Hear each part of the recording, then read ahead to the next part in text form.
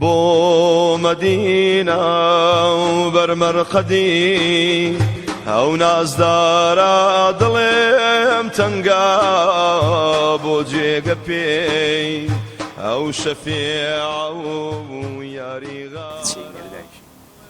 یادی مولودتان پیروز بێت یادی مولود لە مسلمانان پیرۆز دەکەن لەبەر شاومە بەرمەرقەدی حەزرات عومەر پێشەوای مرۆڤایەتی ئاماژگاری کردوون کە پاکخاوێنی لە باوەڕەوەیە نەرێ یاران دڵێم تەنگە یا ڕەسوول ئەڵڵا یادت وا لەلام کافیە یەک نەزەرت لا یادی لەدایکبوونی پێغەمبەرمان پێشەوامان صلی الله عليه وسلم داوامان لێ دەکا کە کەسێکی لەسەر خۆ بین کەسێکی هێمن بین و تووڕە نەبین و ئاگامان لە کەسایەتی خۆمان بێت بۆیە بەرز و پیرۆز بێت یادی لەدایکبوونی محەممەد المصطفى صلی الله عليه وسلم.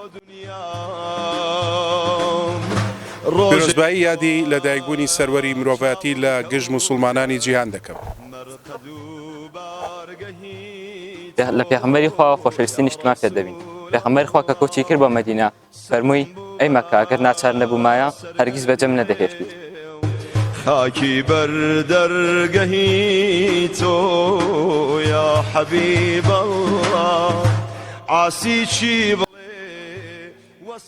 پێغەمبەری خوا ڕێنماییمانەکە ئەوەی کە بۆ خۆمان پێمان خۆشە بۆ برا موسڵمانەکانش پێمان خۆش تۆ یا حەبیب ئەڵڵا ئازیزەکەم گیانی خۆم و ئازیزانم. Hafta milad Nebi se mübarek o. हमारे नबी सल्लल्लाहु अलैहि वसल्लम से सबसे बड़ा सलाम हो. नबी सल्लल्लाहु अलैहि वसल्लम सबसे इंसानियत के लिए रहम करे इंशाल्लाह. ينصحنا الرسول بأن نبتسم فقد قال رسول الله صلى الله عليه وسلم إن الابتسامة في وجه أخيك صدقة.